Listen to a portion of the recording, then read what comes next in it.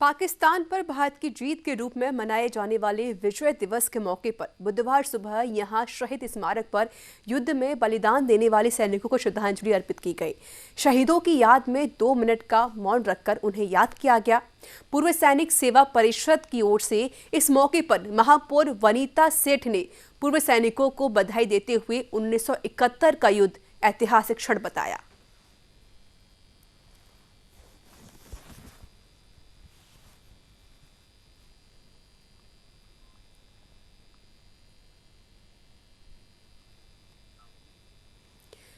कोटा जिले की रामगंज मंडी में पूर्व सैनिक प्रकोष्ठ ने पूर्व सैनिकों और शहर के गणमान्य नागरिकों ने 1971 की लड़ाई में भारतीय शौर्य की गाथाओं की संगोष्ठी कर शहीद पन्नालाल यादव की प्रतिमा पर माल्यार्पण किया। साथ ही भारत माता की जय आदि शौर्य गाथा के नारे भी लगाए और वहीं 1971 युद्ध में शहीद हुए भारत के सपूतों को श्रद्धांजलि अर्पित की गई, जिसको लेकर पूर्व सैनिक प्रकोष्ठ अध्यक्ष ने बताया कि 1971 में भारत और पाकिस्तान के बीच का युद्ध भारत की गौरव गाथा है।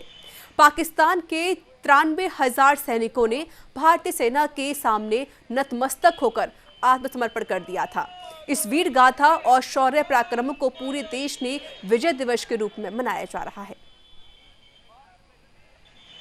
भारत की पाकिस्तान के ऊपर 1971 की लड़ाई में ऐतिहासिक जीत के उपलक्ष्य में आज भारत इसको विजय दिवस के रूप में मनाता है। आज ही के दिन बांग्लादेश का उदय भी हुआ था और इस लड़ाई के दौरान ये जो संघर्ष ये लड़ाई हुई थी, इसके अंदर पाकिस्तानी सेना के 93,000 सैनिकों ने आत्मसमर्पण किया था, जिसके बदले में हमने ऐतिहासिक जीत हासिल करके उसमें हमारे 3,500 जवान शहीद हुए।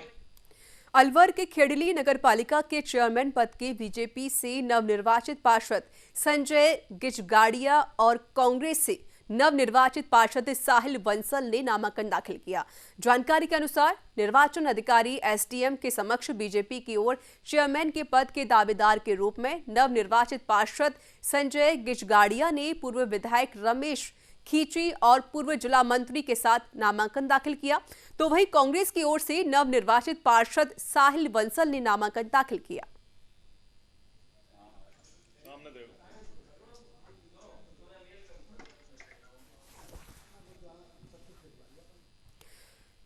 पूर्व पीसीसी चीफ सचिन पायलट और चिकित्सा मंत्री डॉक्टर रघु शर्मा अजमेर के केकड़ी विधानसभा के दौरे पर रहे।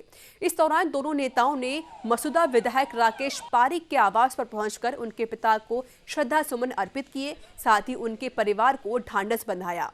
आपको बता दें कि विधायक राकेश पारिक के पिता रामेश्वर लाल पारिक का गत दिनों निधन हो गया था और वही सचिन पायलट और डॉक्टर रघु शर्मा का काफिला जूनिया पहुंचा तो स्वागत के लिए लोगों का जनसमूह उमड़ पड़ा। वहीं कांग्रेसी कार्यकर्ताओं ने जगह जगह माला पहनाकर और साफा बांधकर उनका स्वागत किया। लोग तरह तरह की भ्रांतियां पैदा करते हैं। कांग्रेस एकजुट है। हमारे दोनों नेता एक ही गाड़ी में आज सवार होकर आए, माननीय चिकित्सा मंत्री रघु जी शर्मा साहब व पायलट साहब, और दोनों नेताओं को देख के कार्यकर्ताओं में जोश आ गया और कांग्रेस जिंदाबाद के नारे लगाए। और कांग्रेस एकजुट है और एकजुट रहेगी। कांग्रेस में कोई फूट नहीं है और आज कार्यकर्ताओं में जो जोश देखा वो लाजवाब जोश था। झुंझुनू में विजय दिवस के मौके पर शहीद स्मारक में शहीदों को नमन किया गया। इस दौरान जिला सैनिक कल्याण अधिकारी कार्यालय की ओर से पुष्पांजलि कार्यक्रम में कलेक्टर यूडी खान तथा एसपी जेसी शर्मा ने शहीदों को पुष्प चक्र अर्पित किए। इसके अलावा सांसद नरेंद्र कुमार ने भी शहीदों को नमन किया। इस मौके पर पूर्व सैनिकों ने 1971 के युद्ध के बारे में बताया, साथ ही इस युद्ध में झुंझुनू द्वारा दिए गए योगदान को भी बताया गया। कार्यक्रम में कलेक्टर यूडी खान तथा एसपी जेसी शर्मा ने कहा कि शहीद और सैनिक परिवारों के सम्मान में कोई कमी नहीं आनी चाहिए।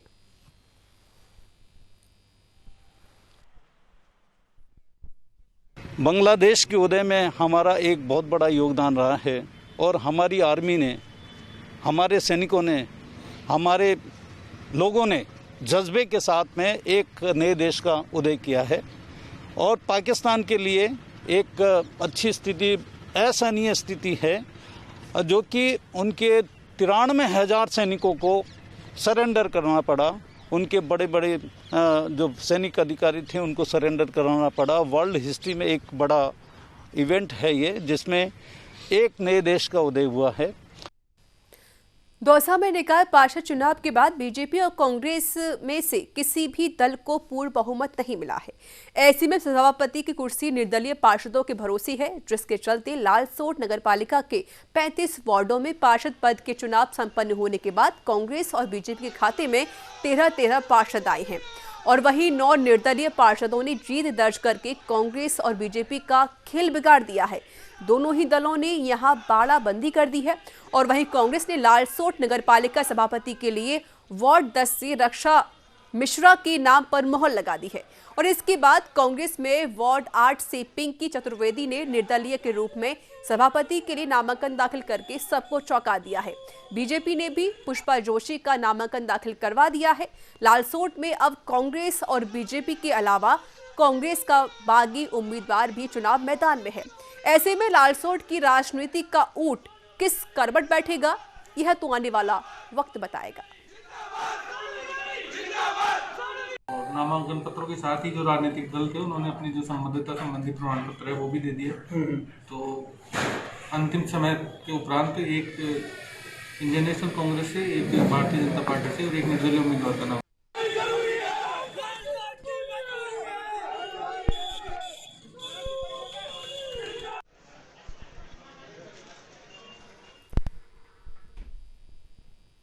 दौसा में जयपुर संभागीय आयुक्त समित शर्मा के दौरे से सरकारी कार्यालयों में खलबली मच रही है। निरीक्षण के दौरान दौसा जिला मुख्यालय में गंभीर अनियमितताएं मिली हैं। संभागीय आयुक्त ने जिला अस्पताल के औचक निरीक्षण के दौरान लापरवाह चिकित्सकों को जमकर फटकार भी लगाई और गंभीर परिणाम भुगतने के लिए चेतावनी दी है। आयुक्त ने एक चिकित्सकों को मरीजों की अनावश्यक जांच कराने पर फटकार लगाई है। उन्होंने मरीजों से अस्पताल के हालात की पूरी जानकारी ली और जिस पर मरीजों ने चिकित्सा व्यवस्था पर असंतोष जताया। जो संभाग के जो सारे जिले हैं उसके जो अलग अलग विभाग हैं उसके सभी के आज पूर्व सूचित निरीक्षण का कार्यक्रम, पर्यवेक्षण का कार्यक्रम रखा गया है और इसका उद्देश्य यही था कि पूरी जो प्रशासनिक अमला है, पूरी जो वर्कफोर्स है, जयपुर संभाग के अगर सभी जिलों को ले लें तो करीब 1.5 से 2 लाख अधिकारी और कर्मचारी हैं वो राज्य में अपनी सेवाएं प्रदान करते हैं। तो प्रत्येक व्यक्ति है वो अपने कर्तव्य के प्रति सजग हो, राज्य सरकार की योजनाएं हैं उसका धरातल पर क्रियान्वयन सुनिश्चित हो और जो लाभार्थी हैं जिनको जो सेवाएं प्रदान की जानी है। हनुमानगढ़ के रावतसर पंचायत समिति के प्रधान पद पर विजेता बीजेपी की सरस्वती देवी ने पदभार ग्रहण कार्यक्रम का आयोजन किया गया।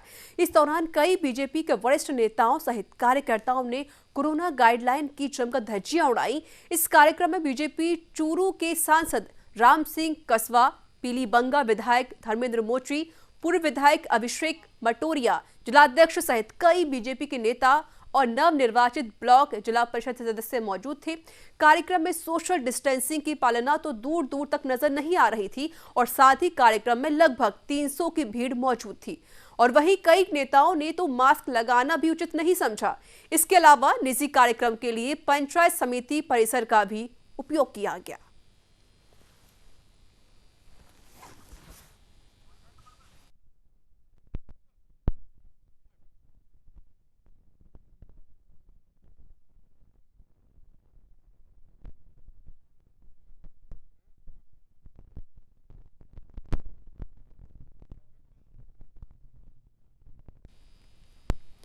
पूरे राज्य में सुरक्षा की दृष्टि से लागू हुई अभय कमांड योजना का लाभ अब चित्तौड़गढ़ में भी मिलेगा, जिसकी शुरुआत 18 दिसंबर को मुख्यमंत्री अशोक गहलोत वर्चुअल तौर पर करेंगे, जिसकी सभी तैयारियां पूरी कर ली गई हैं।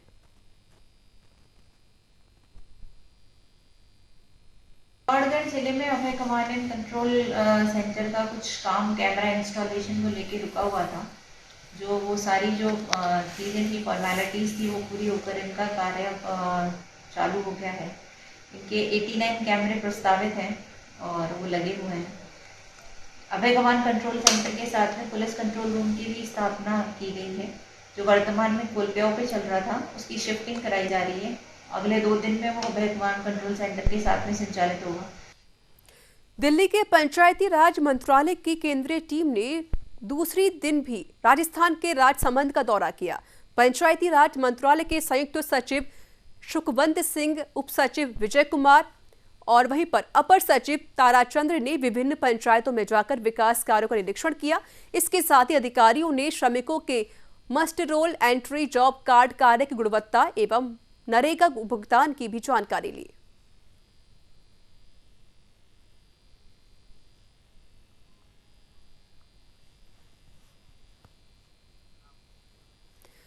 झुंझुनू जिले में आज भी कोहरे का असर रहा, जिससे पारा भी लुढ़का और सर्दी का असर भी पड़ा।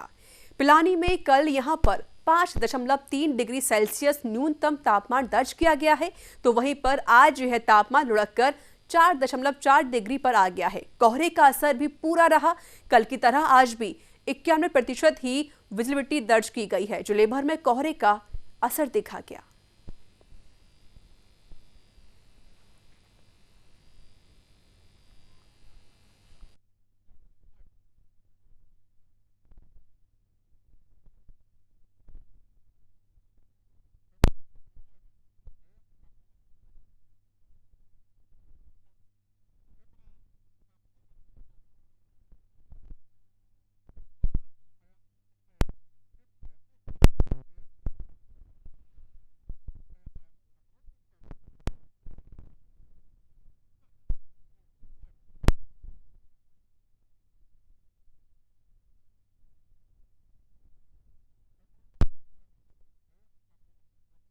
बता दें आपको कि झुंझुनू में लगातार तापमान गिरता हुआ जा रहा है और पिलानी में भी 4.4 डिग्री तापमान दर्ज किया गया, जिस वजह से पूरे जिले भर में कोहरे का साफ तौर पर असर देखने को मिला है।